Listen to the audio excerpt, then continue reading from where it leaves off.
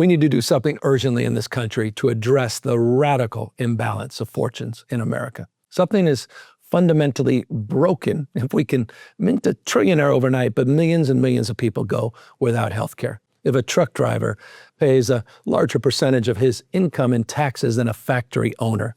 I spoke recently about the need for a national billionaires tax, about ending corporate tax loopholes, about making sure working people benefit from the boom in AI technology. In short, we need to democratize our economy if we're going to save our democracy. Today, I want to tell you about what we've done here in California on these very issues. And I want to take a moment to also challenge a myth that simply won't go away. It's been peddled in this country for decades and decades, and it goes something like this.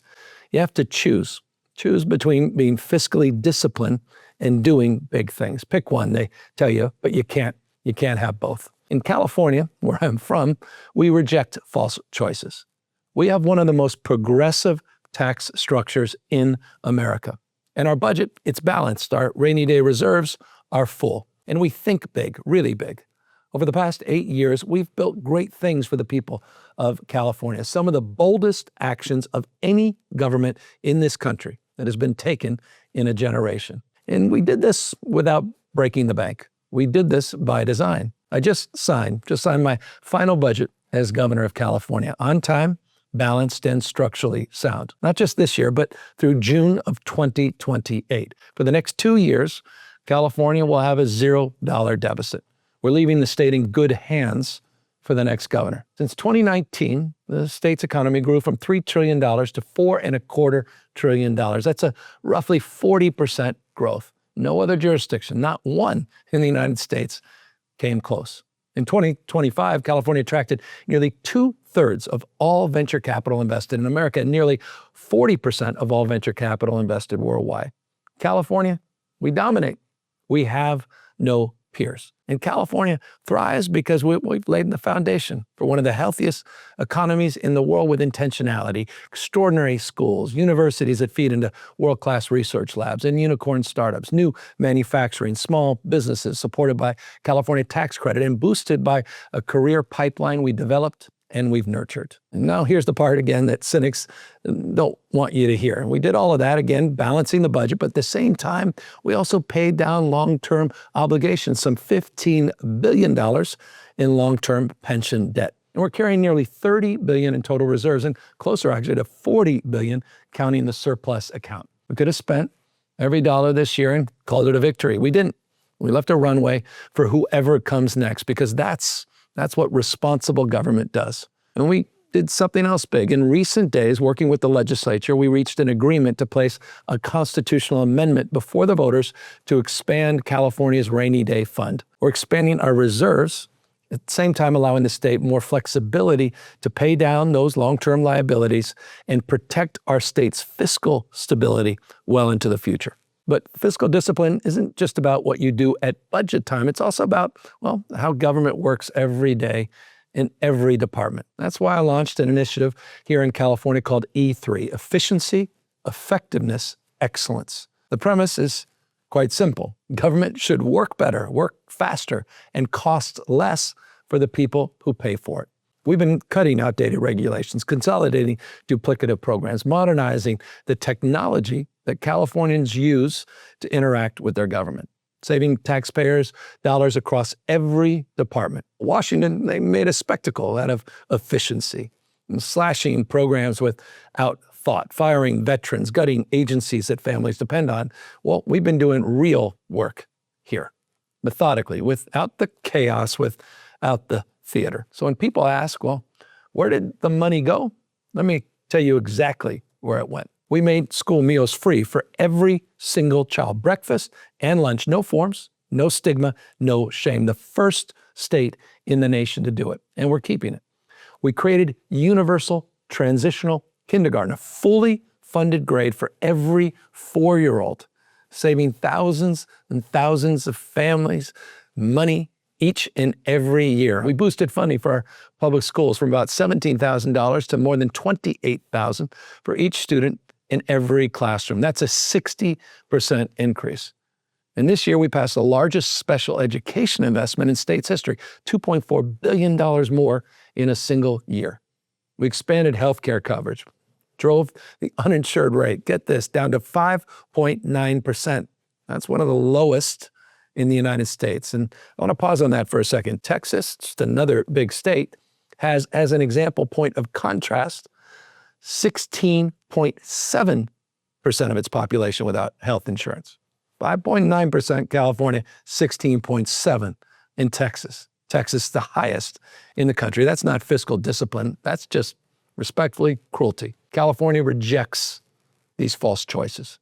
We led the nation in community schools, a revolutionary idea that has transformed literally hundreds and hundreds of campuses across California with rigorous academics, tutoring, healthcare services, as well as counseling, all on one site, producing measurable academic improvements. We led the nation in after school for all and summer school for all, programs benefiting more than 1 million students, programs other states only talk about, and we funded at scale. We've created 130,000 free and reduced cost childcare slots. That's the largest expansion of childcare in the nation. Thousands more in the budget I just signed, saving parents thousands of dollars a year. We made the biggest infrastructure investments in modern California history. Let me give you a proof point. $109 billion are at work today, $109 billion.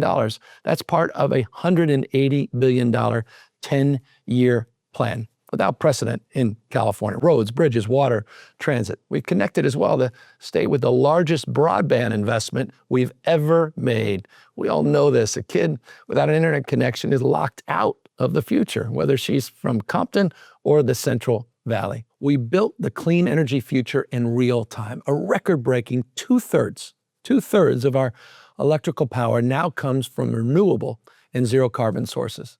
In the last 7 years alone, we've added 32 gigawatts of clean energy capacity. To put that in perspective, that's roughly a third of all the power California has ever built since the 19th century, a third of the total in just 7 years, proving that you can power one of the biggest economies in the world, clean the air, and fight climate change at the same time. We're also sending up to $60 billion in utility rebates back to Californians, funded by our Cap and Invest program. Not a tax on family, a fee on polluters. Distributed back, money going directly to working families to lower the cost of their electricity bills. Climate policy and affordability policy, the same policy. We built the largest aerial firefighting fleet in the world, invested in cutting-edge technologies, equipment, and firefighters to help knock down the next big fire when it starts. We led the largest expansion, bar none, the largest expansion of mental health and drug treatment facilities in the nation, helping families in distress and keeping people off the streets. We've moved to close 5 prisons, 5, while crime rates have plunged to near record lows. And we've made record-breaking investments in California's colleges and universities. You may not know this. 65% of our UC and CSU graduates now leave debt-free with a world-class education. We've launched CalKids, making every kid in California eligible for a college and career savings account, a head start in the cost of higher education or starting a business. 5.5 million Californians born with a stake in their own future. We built a service corps, larger now than the Peace Corps. And we've expanded apprenticeship programs for hundreds of thousands, over 600,000 people now training for great paying jobs. We've raised the minimum wage. No state comes close to $20 an hour for fast food workers, $25 an hour for health care workers. We expanded paid sick leave, so every Californian has at least 5 days. We expanded paid family leave and made wage replacement progressive so that a working mother taking time to care for a newborn or a sick parent doesn't lose her paycheck. And we put in place the strongest and most comprehensive statewide renter protections in America. We capped rent increases. We made it the law in California that no landlord can evict a tenant who has paid her rent and followed the rules for no reason at all. Just cause. That's what other states call it. We made it the standard because in this state, we believe a roof over your head is not a luxury. It's the foundation for everything else. And we took on the housing crisis where it actually lives, at the supply side. Streamlining reforms, permitting reforms, zoning reform. We made it easier in California to build. And since 2019, residential construction in California has grown by 59%. We're building more homes faster than we have in a generation. We've also made historic investments to confront homelessness. Across California, communities with the new 2025 counts, unsheltered homelessness fell nearly 10%. It's the biggest drop in more than 15 years in our state. Even, by the way, as homelessness has risen all across America, and at least in more than half of the states. Count those up. Free meals, free pre-K, free childcare, record school funding, healthcare, infrastructure, broadband, clean energy, utility rebates, higher wages, paid leave, renter protections, more homes built, debt-free college, a savings account for every kid. That's government that believes in itself and balanced its budget every step of the way. Because here's the truth. Balancing a budget and doing big things take the exact same skill. Both demand the long view.